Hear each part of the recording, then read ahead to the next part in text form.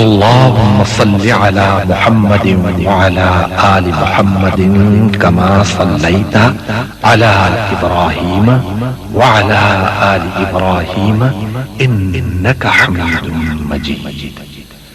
اللهم بارك على محمد وعلى آل محمد كما باركت على إبراهيم وعلى آل إبراهيم إنك حميد مجيد.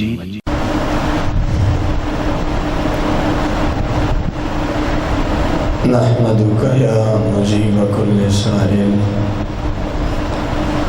والصلاة والسلام على سيد الأنبياء والمرسلين وعلى آله وأصحابه وأزواجه وعلماء ملته أجمعين. أما بعد، فأعوذ بالله من الشيطان الرجيم. بسم الله الرحمن الرحيم.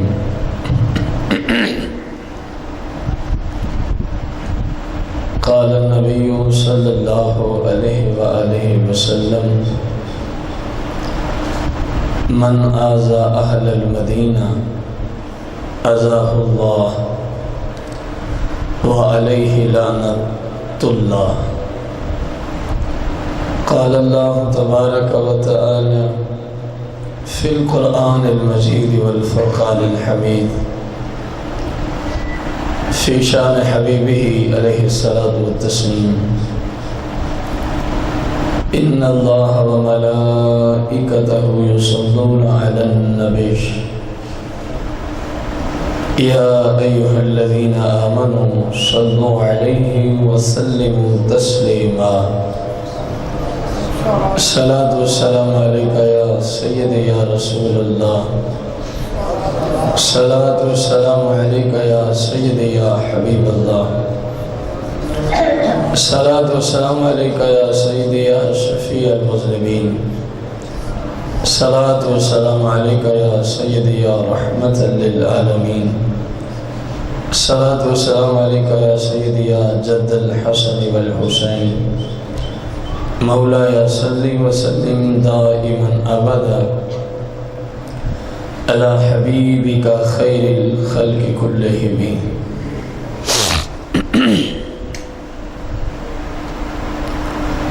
حمد و صلات کے بعد سامعین محتشم، بزرگوں، دوستوں اور بھائیوں، ہمارے آج کے جمعۃ المبارک کے خطبے کا جو موضوع ہے، رسول کریم رؤوف الرحیم غیب دان نبی علیہ الصلاۃ والتسلیم نے یزید پلیت، لعنتی اور جہنمی کے بارے میں کیا کچھ غیبی ارشادات عطا فرمائے تھے جبکہ یہ لعنتی ابھی تک پیدا ہی نہیں ہوا تھا۔ اس زمانے میں سرکار نے اس یزید لعنتی کے بارے میں امت کو کیا کچھ آگاہی عطا فرمائی تھی۔ اس میں کچھ احادیث مبارکہ میں تو اس بے غیرت کا باقاعدہ طور پہ یزید لعنتی کا نام ذکر کیا گیا، اس کی حکومت کا ذکر ہوا، اور کچھ کے اندر فقط اشارہ فرمایا۔ باقی اس کے جو ظلم و ستم ہیں، تقریباً آپ 4 جمعۃ المبارک گویا 4 قسطیں یزید کے ظلم پہ آپ لوگ سماعت فرما چکے ہیں، اور اس لعنتی کے یہاں تک کلمات کتب کے اندر موجود ہیں۔ کہتا ہے میں نے اپنی زندگی میں جو سب سے زیادہ مجھے محبوب کام ہے نا، وہ مدینہ منورہ میں جو اس نے 10,700 حفاظ، ائمہ، صحابہ، اہل بیت، تابعین کو ذبح کرایا اور مدینہ منورہ میں مسجد نبوی کے اندر گھوڑے بندھوائے، وہاں پہ زنا ہوتا رہا 3 دن 3 رات تک، شراب پیتے رہے اس کے فوجی کتے. تو کہتا ہے میری زندگی میں مجھے سب سے زیادہ محبوب کام یہی ہے جو میں نے مدینہ کی بے عزتی کی. استغفر اللہ العظیم. اب ایسے لعنتی شخص کو بعض لوگ زبردستی جنتی بنانے کی کوشش میں ہیں. ہماری تو یہی دعا ہے کہ وہ توبہ طیب ہو جائیں، وہ راہ راست پہ آ جائیں. یزید تو چلو جہنمی ہو چکا ہے، اس کی وجہ سے تم کیوں جہنم میں جاتے ہو؟ اس کی وجہ سے تم کیوں جہنم میں جاتے ہو؟ رسول کریم رؤوف رحیم علیہ السلام نے ارشاد فرمایا ہے اس سلسلہ میں پہلی حدیث، قال من آذى اہل المدینہ، فرما جس نے مدینے والوں کے ساتھ ظلم کیا، جس نے مدینے والوں کو ڈرایا، جس نے مدینے کے رہائشیوں کے ساتھ زیادتی کی. کیا کی؟ زیادتی کی. تو آقا کریم علیہ السلام فرماتے ہیں آذاہ اللہ، وہ صرف مدینے تک محدود نہیں، وہ ایسے سمجھے میں نے اللہ رب العالمین کے ساتھ زیادتی کی ہے. استغفر اللہ العظیم. اور جو تاریخ اسلام میں مدینہ منورہ پر یزید کا ظلم ہے، 1400 سال میں اتنا ظلم کسی اور شخص نے 1400 سال میں. نجدی حکومت نے جب غلبہ اور غصب کیا نا حرمین شریفین پر، یہ جو آج کے نجدی ہیں انہوں نے بھی ظلم کیا تھا. کعبے میں مسلمانوں کو ذبح کر کے ان کی حکومت قائم ہوئی تھی. یہ تو سعودی عرب کے سب سے بڑے ڈاکو تھے. سعودی عرب میں سب سے بڑے ڈاکو یہی اہل نجد ہیں جو آج کل حکومت میں بیٹھے ہیں. جب انہوں نے مکہ شریف پر حملہ کیا تھا انگریزوں کے ساتھ مل کے، اس وقت مکے پر، یہ تقریباً کوئی 100 سال پہلے کی بات، اس وقت مکہ میں سنی مسلمانوں کی 1300 سال سے حکومت چلی آ رہی تھی. وہاں صلاۃ و سلام بھی ہوتا تھا، مکہ اور مدینہ میں میلاد بھی ہوتا تھا، سب کچھ ہوتا تھا جو آج آپ کرتے ہیں، جو آج آپ کرتے ہیں. ان ظالموں نے بھی اگرچہ حرم میں ظلم کیا ہے، مسلمانوں کو ذبح کیا ہے، لیکن جتنا ظلم اہل مدینہ پر اور مکہ پر یزید نے کیا ہے، اس طرح کا کسی اور نے آج تک ظلم نہیں کیا. کیونکہ یزید نے تو کعبہ شریف کو آگ لگوا دی تھی.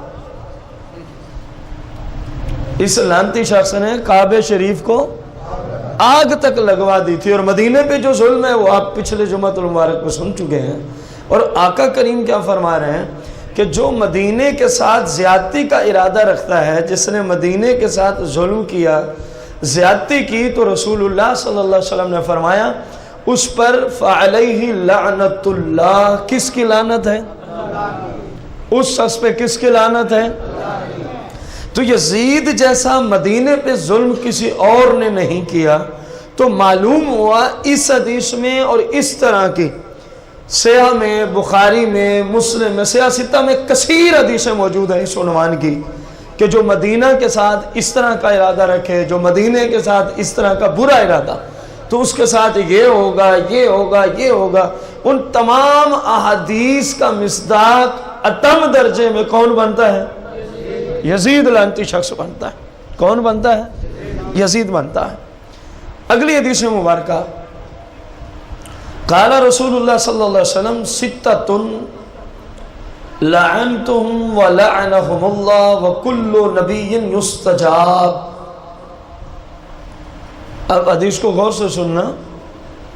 ستۃ، آقا کریم فرماتے ہیں کہ 6 قسم کے لوگ ایسے ہیں. 6 قسم کے لوگ کیسے ہیں؟ یہ ستۃ موصوف ہے، آگے اس کی صفت لائی جا رہی ہے کہ 6 قسم کے لوگ ایسے ہیں लअनतुहुम, जिन पे मैं मोहम्मद बिन अब्दुल्ला ताजदार अंबिया सल्लल्लाहु अलैहि वसल्लम, फरमाया जिन पे मैं खुद लअनतुहुम, क्या भेजता हूँ? लानत भेजता हूँ। 6 किस्म के लोग ऐसे हैं जिन पे खुद रसूलुल्लाह ने वाहिद मुतकल्लिम का सीगा लअनतु, फरमाया मैं खुद लानत भेजता हूँ हम उन पर, हम उन पर, वलअनहुमुल्लाह, और उन पे कौन लानत भेजता है? वलअना, और लानत भेजता है हम उन पर अल्लाह, कौन लानत भेजता है? ताजदार अंबिया की उन पे लानत है, अल्लाह की उन पे लानत है। वकुल्लु नबिय्यिन युस्तजाब, और हर नबी की उन पे लानत है, और हर नबी ने भी उन पे क्या की है? अब 6 तरह के लोग हैं मुख्तलिफ अंदाज से, उन पे रसूलुल्लाह ने भी क्या की है? सारे बोलो, रसूलुल्लाह ने क्या की है? अल्लाह ने क्या की है? तमाम अंबिया ने क्या की है? और ये यजीद ऐसा लानती है कि जो सरकार ने आगे 6 किस्म के लोग गिनवाए हैं ना, ये उन 6 के 6 गुनों में मुब्तला है। हालांकि कानून ये था इन 6 में से कोई एक करेगा तो उस पे अल्लाह की लानत है, रसूलुल्लाह की लानत है, तमाम अंबिया की। और यजीद एक ऐसा लानती है, इसने वो 6 के 6 काम कर दिए हैं, 6 के 6 काम कर दिए हैं, सब कामों से गुजर गया है। तो गोया आदम से जनाब ईसा अलैहिस्सलाम तक हर नबी ने जो लानत भेजी है उसका मिसाक यजीद लाजमी बनता है, उसका मिसाक यजीद, क्योंकि फरमाया 6 में से कोई एक काम करने वाले पर अल्लाह भी लानत भेजता है, मैं यानी रसूलुल्लाह भी क्या भेजते हैं? वकुल्लु नबी, और फरमाया जितने अंबिया हैं उन सब ने भी उन पे क्या भेजी है? उन 6 में जिसमें एक काम हो उस पे नुफूस कुदसिया की लानत है। और यजीद ऐसा खबीस है, इसमें 6 के 6 काम पाए जाते हैं, इसकी सीरत में 6 के 6 काम पाए जाते हैं। तो ऐसा मलून शख्स जिस पे अल्लाह की लानत हो, जिस पे ताजदार अंबिया की लानत हो, जिस पे सब नबियों और रसूलों की लानत हो, फैसला आप करके बताएं। ये मैं कोई अपना फतवा नहीं अर्ज कर रहा, ये मुस्तफा करीम का फरमान या निशान आपके सामने लेके बैठा हूं। फैसला आपने करना है, जिस पर अल्लाह भी लानत भेजता है, जिस पर रसूलुल्लाह भी लानत भेजते हैं, सारे नबी और रसूल भी, भला वो कभी जन्नती हो सकता है? जो उसको जन्नती बना रहे हैं उनको अपनी फिक्र करनी चाहिए कि हम किस गलत रास्ते पे चल पड़े, हम किस गलत। अब वो है कौन?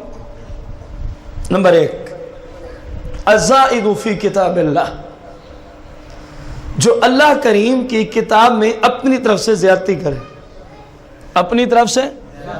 जो कुरान आ गया है ना, इसके अहकामात में से किसी हुक्म के अंदर अपनी तरफ से रद्द बदल करेगा तो ज्यादती होगी कि नहीं होगी? आपसे सवाल है, कुरान मजीद फुरकान हमीद है, कुल ला अस्अलुकुम अलैहि अजरा इल्लल मवद्दत फिल कुर्बा, कुरान है कि नहीं है? 25वें पारे में जब सरकार दो जहां ने लोगों को दीन मतीन की तबलीग फरमाई, वो बुतों को पूजने वाले, वो बुतों को, वो सिरात मुस्तकीम से दूर लोग आपकी दावत दीन पर लब्बैक कहते गए, इस्लाम में दाखिल। और जो शायद अपने घर का निजाम नहीं चला सकते थे, सरकार ने उनको पूरी सल्तनत इस्लामिया का हाकिम बना के रख दिया। जब उन्होंने सरकार का ये करम देखा ना अपने आप पर, तो मीटिंग करने लगे, मशवरा करने लगे। आयत का शान नुज़ूल अर्ज कर रहा हूं कि यार सरकार का हमारे ऊपर ये भी करम है, हमारे ऊपर ये भी करम है, हमारे ऊपर ये भी करम है। सहाबा आल बैत आपस में मीटिंग कर रहे हैं। ہمیں تو یہ نہیں پتا ہوتا تھا کہ عورت کے حقوق کیا ہیں، اسلام سے پہلے کی بات، اسلام سے پہلے کی بات ہے. ہمیں یہ نہیں پتا ہوتا تھا خالق لم یزل کی عبادت کے طریقے کیا ہیں، ہمیں تو اپنے حقوق کا علم نہیں ہوتا تھا. آج اتنا کرم ہے، یہ سارا کرم ہمارے اوپر کس ہستی کا ہے؟ مصطفیٰ کریم علیہ السلام کا. اور آپ کے گھر میں بظاہر 2 مہینے تک آگ نہیں جلا کرتی تھی. صحیح بخاری میں حدیث موجود ہے. قبلہ کہاں بیٹھے ہیں؟ غربت کا رونا رونے والوں، ایک دن کی نعمتیں جو آپ کھاتے ہیں شاید شام تک ان کو شمار نہیں کر سکتے. ابھی بھی اللہ کی بارگاہ میں گلے و شکوے ہیں، ہمیں غریب بنا دیا ہے، ہمیں یہ کر دیا ہے، ہمیں وہ کر دیا ہے. 2 مہینوں تک رسول اللہ کے کاشانہ مقدس پر چولہا نہیں جلتا تھا. سید عائشہ صدیقہ سلام اللہ علیہا اس حدیث کی راویہ ہیں. آپ کی بہن کے بیٹے، آپ کے بھانجے نے پوچھا تو خالہ جان پھر آپ لوگ زندہ کیسے رہتے تھے؟ یہ صحیح بخاری میں حدیث موجود ہے. تو تمام مومنوں کی ماں ام المومنین عائشہ صدیقہ سلام اللہ علیہا، آپ نے جواب میں ارشاد فرمایا کھجور اور پانی کھا کے گزارا کرتے تھے. کھجور اور پانی کھا کے گزارا کرتے تھے. آپ میں سے سچ بتانا، آج تک کبھی کسی کے گھر میں ایسا دن گزرو جب غربت کی وجہ سے کھانا نہ پکا ہو؟ یار بولو تو صحیح. میرے آقا کریم کی شان کیا ہے؟ فرماتے اگر ہم چاہیں تو مکے مدینے کے پہاڑ سونے کے بن کے ہمارے ساتھ چلیں گے، لیکن ہم چاہتے ہی نہیں. لیکن ہم، ایک غربت ہوتی ہے اضطراری، ایک ہوتی ہے اختیاری. میں اور آپ اگر غریب ہو جائیں تو یہ غربت اضطراری ہے، ہمارا اس میں کوئی، ہم اس کو تبدیل نہیں کر سکتے. اور میرے آقا کریم جو یہ سادگی والی زندگی بسر فرما رہے تھے نا، یہ اضطراری نہیں تھی، مجبوری نہیں تھی. آپ کو خود پسند تھا کہ بس ہم ایسے ہی چلیں گے. بس ہم، میں اور آپ امیر ہو جائیں تب بھی اضطراری ہے، غریب ہو جائیں تب بھی، کیونکہ ہمارا اپنا کوئی دخل نہیں ہے اس میں، جیسے مالک چاہے گا. لیکن سرکار کو تو مکمل اختیارات تھے. آپ اپنی مرضی سے غربت اور بظاہر اس حالت میں رہنے کو آپ پسند فرمایا کرتے تھے. آپ کی دعائیں موجود ہیں، یا اللہ بس ایک دن کا دے دیا کر، تیرا رزق کھا کے تیرا شکر ادا کر لیں گے. ایک دن نہ دیا کر، رزق نہیں ہوگا تو تیری رحمت اور تیرے فضل کا شکریہ ادا کر لیا کریں گے. آپ کی خود حدیث مبارکہ موجود ہے. آپ فرمایا کرتے تھے مالک بظاہر مجھے بس سادگی میں ہی رہنا پسند ہے، اور اسی سادگی میں ہی مجھے پردہ فرمانا پسند ہے. غریبوں یاد رکھنا تیسرا کلمہ اس حدیث کا، اور یا اللہ مجھے قیامت کے دن جہاں تیری غریب عوام کھڑی ہو نا، مجھے بھی ان کے ساتھ اٹھانا، مجھے بھی ان کے ساتھ اٹھانا. میرے آقا کریم ہر حال میں امت کو اپنے ساتھ رکھتے ہیں. لیکن یہ امت ہے کہ غفلت کی شکار ہو چکی ہے. یہ امت ہے کہ اپنے محبوب کے طریقوں سے نہ جانے کتنی دور چلی گئی ہے. رسول کریم علیہ الصلوۃ والتسلیم، رسول کریم علیہ الصلوۃ کہ صحابہ جانثار اہل بیت مشورہ کر رہے ہیں کہ کیوں نہ ہو کہ کچھ مال اکٹھا کر کے نا آپ کی بارگاہ میں پیش کرتے ہیں. آپ کے بھی تو اتنے احسانات ہیں ہمارے اوپر. یہ جو میں آیت پڑھی، جبریل کب اور کیوں آئے تھے یہ بتا رہا ہوں. مال لے کے سرکار کی بارگاہ میں پہنچ گئے، مال لے کے، آپ کا ہمارے اوپر یہ احسان ہے، آپ کا ہمارے اوپر یہ احسان ہے، آپ کا ہمارے اوپر یہ احسان ہے، آپ کا ہمارے اوپر. اور بظاہر آپ کے گھر میں چولہا نہیں جلتا، ہماری طرف سے یہ قبول فرمائے. سرکار مدینہ علیہ السلام خاموشی اختیار فرماتے تو جبریل امین نازل ہو جاتے ہیں. الزاہد کتاب اللہ، اللہ کی کتاب میں زیادتی کرنے والا، یہ جملہ سمجھانے چلا تھا میں آپ کو. سرکار خاموش ہیں، جبریل نازل ہو جاتے ہیں. اے محبوب قل لا اسألکم علیہ اجرا الا المودۃ فی القربى، آپ ان کو فرما دیں یہ جو میری تبلیغ کی وجہ سے تم مجھے یہ مال دینے آئے ہو، مجھے تبلیغ پہ مال کی کوئی حاجت و ضرورت نہیں ہے. ہاں ضرورت تو کسی چیز کی نہیں ہے، چلو تم چل کے آ گئے ہو. اللہ فرما رہا ہے میرا حق جاننا چاہتے ہو تو میری طرف سے کوٹ کوٹ کے محبت کرو، میری آل سے کوٹ کوٹ کے. موت آ جائے تو قبول کر لینا، میری آپ کے خلاف زبان درازی؟ یہ قرآن ہے آل رسول کے بارے میں۔ میں نے کہا 6 کے 6 گناہ یزید میں پائے جاتے ہیں۔ رسول اللہ نے فرمایا جس بندے نے کتاب اللہ میں کم و بیشی کی اس پہ اللہ کی لعنت ہے، رسول اللہ کی لعنت ہے، تمام انبیاء اور رسول کی کیا ہے؟ اس نے آل رسول کے ساتھ جو کربلا میں کیا، جو اس بدبخت نے آل رسول کے ساتھ مدینہ منورہ میں کیا، آپ سے پوچھتا ہوں قرآن کی روشنی میں اس نے قرآن کے مطابق عمل کیا ہے؟ تو زیادتی ہوئی کہ نہ ہوئی؟ پہلی گناہ کے اندر یزید شامل، کتاب اللہ میں زیادتی کرنے والا۔ دوسری مثال، میں مثالوں پہ بیٹھ جاؤں تو آپ کا یہ جمعہ اگلا جمعہ سارے ختم ہو جائیں، اس بدبخت کی گندی سیرت کے کلمات نہیں ختم ہوں گے۔ اس نے اتنا قرآن شریف کے خلاف اپنی گندی سیرت گزاری۔ پچھلے جمعہ سے پچھلے جمعہ میں نے اپیل کی تھی کہ یہ بدبخت اپنی گندی فوج کو کہتا تھا، ان یزیدی کتوں کو کہتا تھا کچھ نہیں ہوتا، شراب پی لو۔ کیا ہوا؟ قرآن نے حرام کیا ہے تو کیا ہوا؟ تم پہلی عیسائی بن کے شراب کو پی لو۔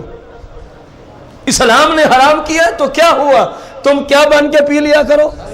کتاب اللہ میں زیادتی ہوئی کہ نہ ہوئی؟ سرکار فرماتے ہیں جو اللہ کی تقدیر کو جھٹلانے والا ہے، دوسرا جو اللہ کی تقدیر کو، اور یزید کی اکثر سیرت اسی انداز پہ گزری پڑی ہے، تقدیر کا جھٹلانے والا ہے، تقدیر کا جھٹلانے والا لعنتی شخص ہے۔ اور تیسری، میرے آقا کریم نے کیا کھول کھول کے امت کو نشانیاں عطا فرمائی، فرمایا جو زبردستی، کیا زبردستی بالجبروت کے کلمات حدیث میں موجود ہیں، جو کسی وقت کسی سلطنت پر، اسلامی سلطنت پہ زبردستی مسلط ہو جائے، کیوں؟ لِيُعِزَّ من اذلہ اللہ ویذل من اعزہ اللہ۔ اور وہ جب زبردستی حاکم بن جائے، اس لعنتی کا پھر کام کیا ہوتا ہے؟ جن کو اللہ نے ذلیل و رسوا کیا ہوتا ہے وہ ان کو عزت دے دیتا ہے، وہ ان کو عزت دیتا ہے۔ اور اللہ نے اعزہ اللہ، جن کو اللہ نے عزت، شان، مقام، رتبہ دیا ہو، وہ لعنتی ان کی ذلت پہ تل جاتا ہے۔ بتاؤ یہ جملے یزید پہ سچے آ رہے ہیں کہ نہیں آ رہے؟ اطرت پاک کو اللہ نے عزت سے نوازا کہ نہیں نوازا؟ سرکار کی نسل مبارک کو رب نے عزت، شان، رتبہ، مقام، درجے دیے ہیں کہ نہیں دیے؟ یہ لعنتی جب صحابہ کہہ رہے ہیں، جب اہل بیت اس کو کہہ رہے ہیں تو اس قابل نہیں ہم تیری بیعت لیتے، تو اب اس کا حق بنتا تھا یہ خود بخود معزول ہو جاتا، لیکن زبردستی مسلط رہا، زبردستی مسلط رہا۔ اور جن کتوں کو اللہ نے ذلیل کیا تھا، یزیدی اور کوفی کتے، ان کو اس نے عزت دی۔ ان کو کیا دی؟ عزت دی۔ جو اہل بیت کے دشمن تھے ان کو عزت دیتا رہا۔ اور جس سرکار کی مقدس آل کو اللہ کریم نے عزت کی بلندیاں عطا فرمائی تھی، ان کی ذلت کی ہے اس نے نہیں کی۔ تیسرا کام بھی یزید کے اندر موجود۔ چوتھی بات، والمستحل لحرم اللہ۔ اندازہ لگائیں کتنا سرکار علیہ السلام نے کھول کھول کے جملے ارشاد فرما دیے ہیں۔ والمستحل فرمایا، اور وہ چوتھی بات آ رہی ہے، اور وہ جو حلال کرنے والا ہو، جو حلال کس چیز کو؟ لحرم اللہ، جس چیز کو اللہ نے حرام کیا وہ اپنے لیے اس کو کیا کرتا ہے؟ یہ چوتھا گناہ ہے۔ انصاف سے بتانا، یزید کے ظلم پہ آپ 4 جمعے سن چکے ہیں، یہ چوتھا گناہ یزید کی سیرت میں ہے کہ نہیں ہے؟ اللہ کریم نے حرم کی عزت رکھی ہے، اللہ کریم نے مدینہ منورہ کی، میں ایک تفسیر ہے تفسیرات احمدیہ ملا جیون رحمت اللہ علیہ کی، یہ احکام القرآن کے درجے میں ہے۔ پورے قرآن میں 500 آیات بینات ایسی ہیں جن کا تعلق فقہی احکام سے ہے، حلال و حرام کے مسائل سے ہے، جائز و ناجائز کے۔ پورے قرآن میں کتنی آیات ہیں؟ 500 آیات بینات۔ ان کی تفسیر لکھی ہے علامہ نے، تفسیرات احمدیہ، میں اس میں کعبہ مشرفہ کی عزت پہ پڑھ رہا تھا.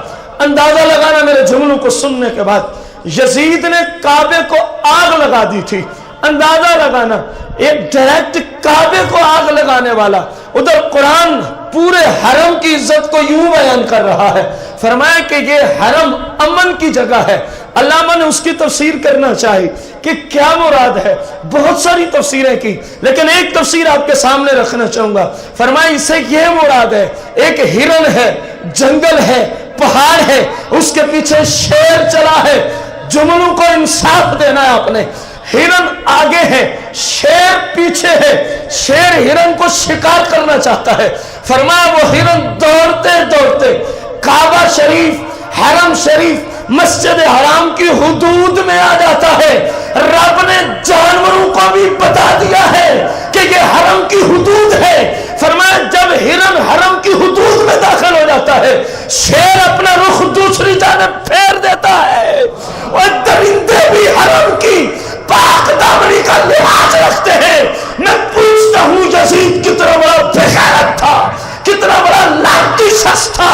ایک حیوان، ایک درندہ، ایک جانوروں کو چیر پھاڑ کے کھانے والا شیر.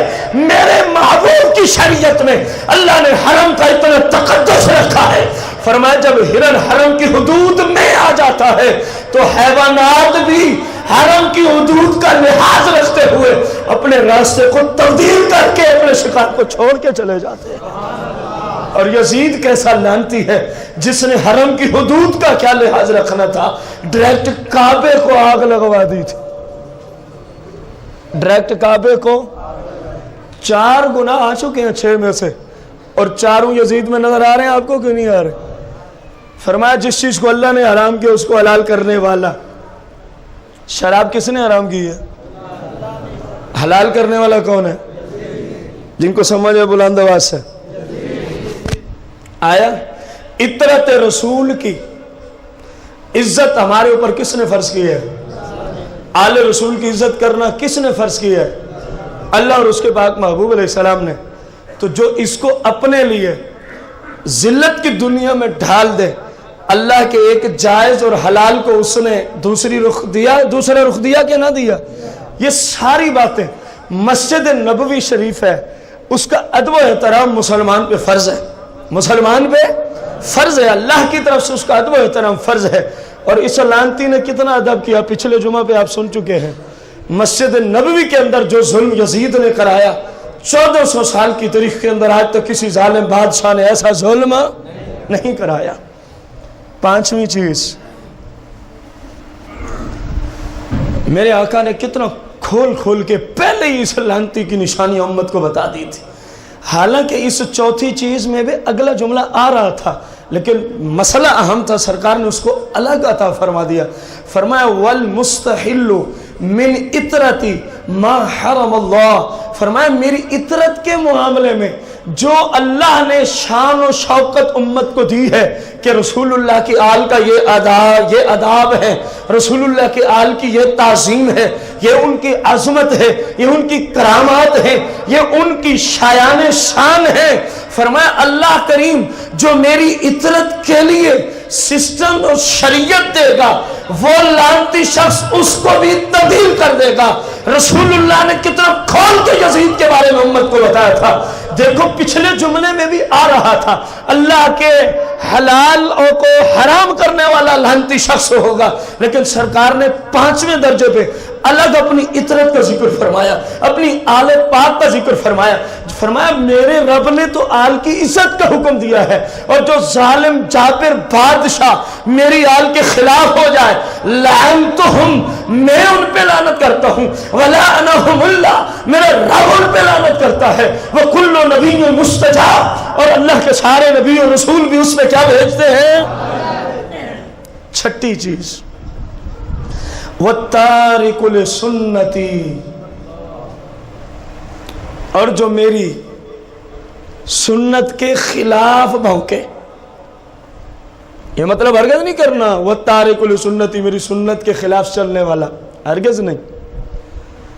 جو میری سنت کو بدلنے کی کوشش کرے، جو میری سنت کو بدلنے کی کوشش کرے، جو میرے طریقے کو تبدیل کرنے کی کوشش کرے، اس پہ بھی اللہ رسول اور تمام نبیوں کی کیا ہے؟ آپ بتاؤ یہ 6 کے 6 گناہ یزید کی سیرت میں نظر آتے ہیں کہ نہیں آتے؟ اوے جس بدبخت پہ اللہ کی لعنت ہو، جس بدبخت پہ آدم سے لے کر عیسیٰ علیہ السلام تک سارے انبیاء کی کیا ہو؟ لعنت ہو، اور جس بدبخت پہ خود تاجدار انبیاء نے کیا فرمائی ہو؟ پتہ نہیں وہ کیسے لوگ ہیں جو آج بھی اس کو جنتی بنانے کے چکر میں ہیں۔ بس دعا کر سکتے ہیں کہ اللہ ان کو ہدایت عطا فرمائے، اللہ ان کو، وہ کوئی بھی ہو، وہ ہمیں اسے سروکار نہیں کہ اس کا مسئلہ کیا ہے، ہمیں تو شریعت کے قانون سے سروکار ہے۔ بھلے کوئی سنی بھی کوشش کرے تو حکم یہی ہے، حکم یہی ہے، کوئی بھی ہو جو سرکار کی شریعت کے خلاف چلنے لگے توڑتے ہوئے، اس کے لیے حکم یہی ہے، اس کے لیے حکم یہی ہے۔ آخری بات آپ کے ذہنوں میں ہے، وَالتَّارِقُ لِسُنَّتِي، جو میری شریعت کے نظام کو بدلنے کی، آج الوداع والنہایہ میں جلد نمبر 8 ہے، صفحہ 326 ہے، صفحہ 300۔ اندازہ لگانا کتنا مقدس سرکار علیہ السلام کے کلمات اس حدیث کی تشریح کے موجود ہیں۔ میرے آقا کریم نے فرمایا، ان ابی عبیدہ رضی اللہ عنہ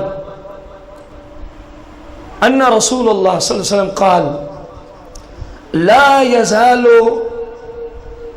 امر امتی قائما بالقسط، فرمایا میری امت کا جو نظام ہے نا یہ چلتا ہی رہے گا، یہ چلتا ہی، اس کو کوئی تبدیل۔ میری زندگی میں ایسے ہے، ابو بکر کی ظاہری حیات میں، فاروق اعظم کی ظاہری حیات میں، عثمان بن عفان کی ظاہری حیات میں، کچھ اور لوگوں کو بھی سوچنا چاہیے جن کی خلافت کو رسول اللہ خود تسلیم فرما کے جا رہے ہیں، فرما رہے ہیں کہ ان کا طریقہ میری شریعت کے، تو تم زیادہ بھونکنے والے کہاں سے نکل گئے ہو؟ کچھ تم بھی حیا کر لو، کچھ تم بھی سوچو کہ رسول اللہ ان کے بارے میں کیا فرما کے جا رہے ہیں۔ فرمایا میں جب تک ہوں الحمدللہ سسٹم شریعت کے مطابق ہے، میرے بعد پہلا خلیفہ ابو بکر صدیق ہے، سسٹم شریعت کے، آپ نے یہی کہنا ہے کہ سسٹم شریعت کے مطابق ہے۔ خلیفہ ثانی عمر بن خطاب ہے، سسٹم، خلیفہ ثالث عثمان بن عفان ہے، سسٹم، جن کو سمجھ آئیے وہ بولتے جائیں، ممکن ہے یہی گواہی کل ہمارے کام آ جائے، آخر عقائد کا مسئلہ ہے۔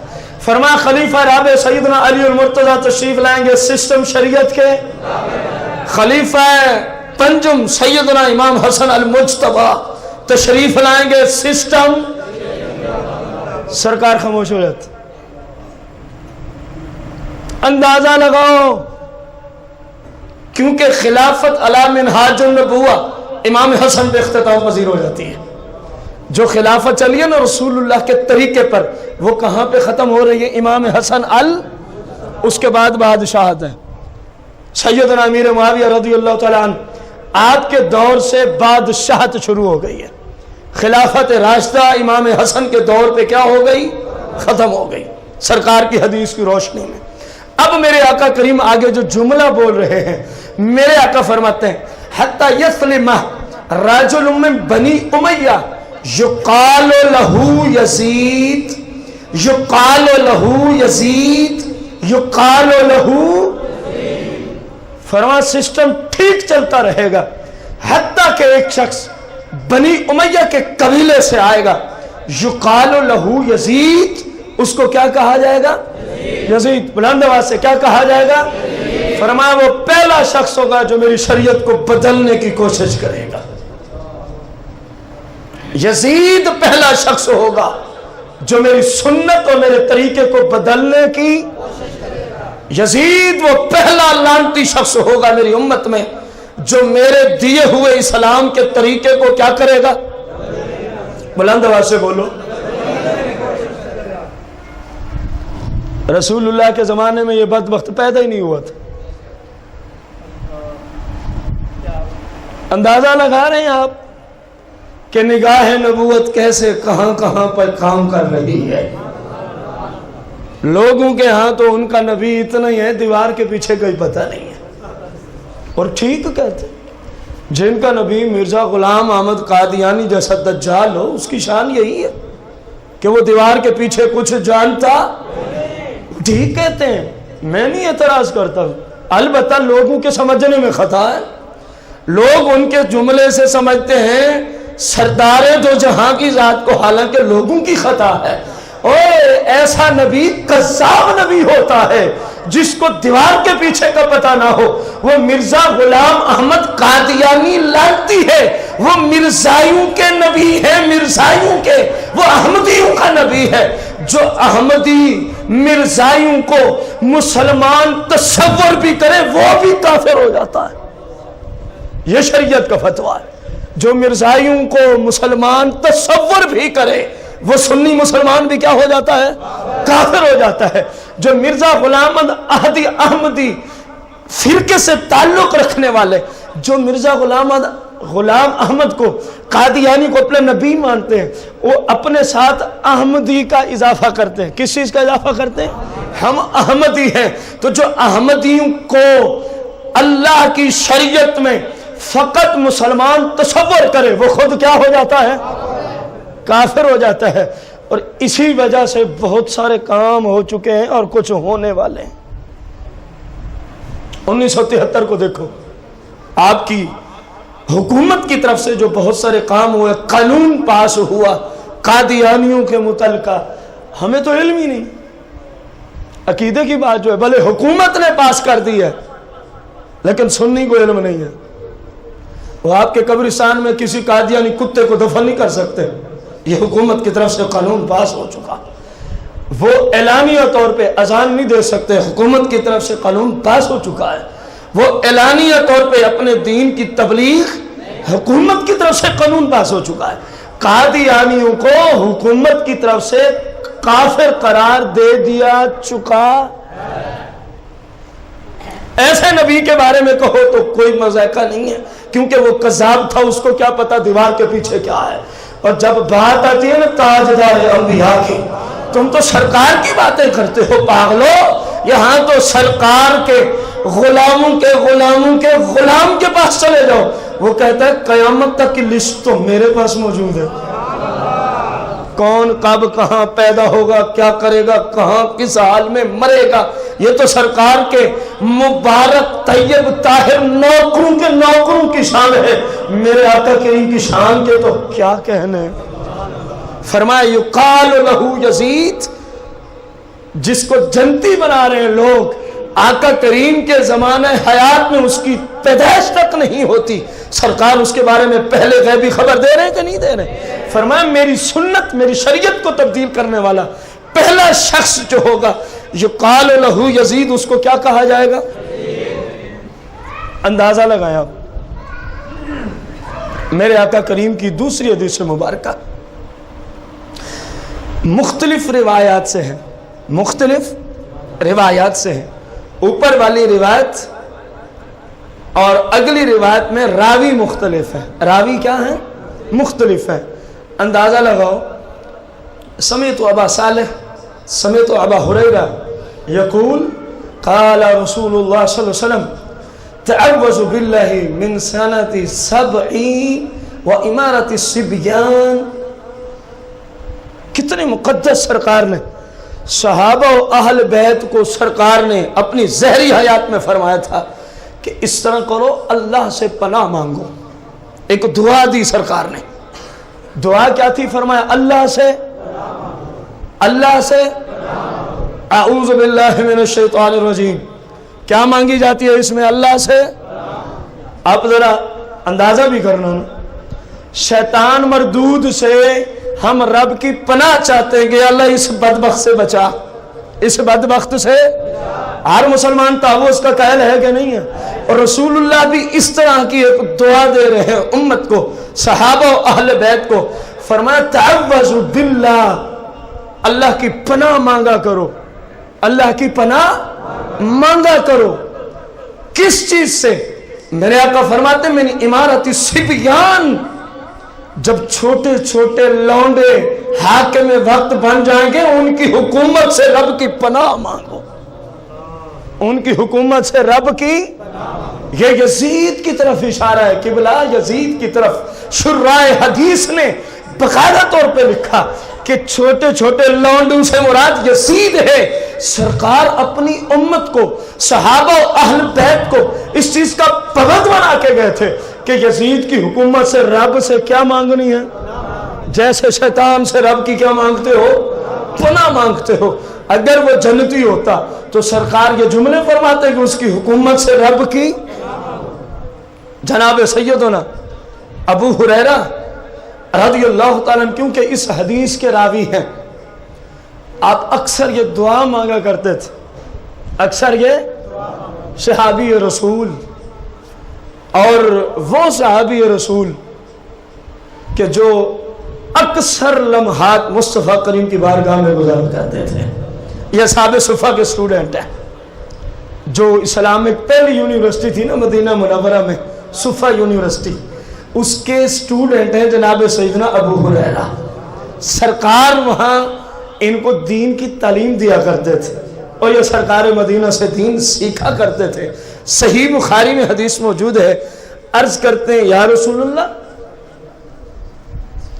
انی اسمع منک حدیثا کثیرا، آپ سے بہت ساری میں حدیثیں سنتا ہوں، ثم انسا، لیکن میرا قوت حافظہ نہیں ہے، میں اکثر بھول جاتا ہوں، میں اکثر قوت حافظہ نہیں ہے۔ سرکار سے اپیل کر رہے ہیں ابو ہریرہ صحابی رسول، عقیدہ دیکھو، اللہ کے علاوہ رسول اللہ سے ایک چیز مانگی جا رہی ہے، آپ مجھے قوت حافظہ۔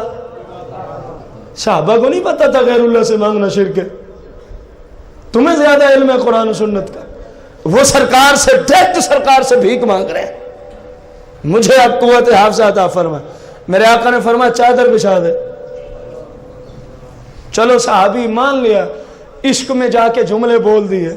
اگر کسی اللہ کے سوا کسی سے مانگنا شرک ہوتا، رسول اللہ منع فرماتے کہ نہ فرماتے؟ آپ نے منع نہیں فرمایا چادر بچھا دے، صحیح بخاری ہے۔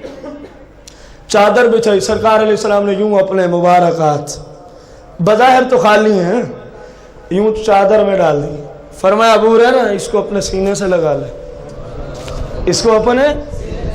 ابو ہریرہ کہتے ہیں بس میں نے سینے سے لگایا، اللہ کی قسم، ابو ہریرہ کہتے ہیں اللہ کی قسم ہے جب سے وہ چادر مبارک سینے سے لگی ہے پھر میں نے جو بھی سنا مرتے دم تک مجھے کوئی لفظ بھولا نہیں ہے۔ یہ میرے آقا کی عطا ہے، اور ابو ہریرہ پہ خاص عطا تھی کہ قوت حافظہ کی دولت سرکار نے ان کو عطا فرمائی۔ ابو ہریرہ دعا مانگ رہے ہیں، یا اللہ جو سن 60 ہجری اور اس کے بعد کا حاکم آنے والا ہے، یا اللہ مجھے اس سے پہلے موت دے دے۔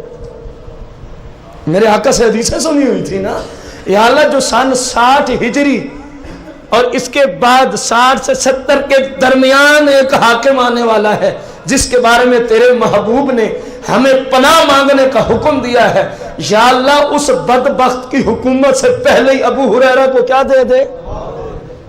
یہ سرکار سے سیکھے تھے تو پھر دعائیں مانگ رہے تھے۔ آپ اندازہ لگائیں جس بدبخت کی نشانیاں اس کی پیدائش سے پہلے رسول اللہ نے عطا فرما دی ہوں، جہنمی ہونے کی، کون سی علامات؟ جہنمی اور لعنتی ہونے کی، اس بدبخت انسان کو کسی بھی صورت انسان کہنا انصاف ہے؟ ظلم ہے، اس کو انسان کہنا ہی ظلم ہے۔ یہ انسانیت کی تذلیل ہوگی کہ یزید جیسے درندوں کو کوئی کہے وہ انسان تھا۔ یہ انسانیت، لفظ انسان کی توہین ہے کہ یزید کو بندہ انسان سمجھے۔ آگے آپ خود سمجھتے ہیں جب وہ انسانیت سے گر گیا ہے تو اور کیا اس کو نصیب ہو سکتا؟ انسان کے بعد بندہ مسلمان ہوتا ہے، مسلمان کے بعد جنت و دوزخ کا فیصلہ ہوتا ہے۔ یزید ایسا لعنتی ہے جو انسانیت سے بھی گرا ہوا ہے، جو انسانیت سے بھی۔ خالق لم یزل سے دعا گو ہیں، اللہ کریم اپنے پاک محبوب کے توسل سے مجھے آپ سب کو جو دین متین ہم نے سیکھا اس پر عمل کی توفیق عطا فرمائے، آمین بجاہ النبی الکریم علیہ الصلوۃ والتسلیم۔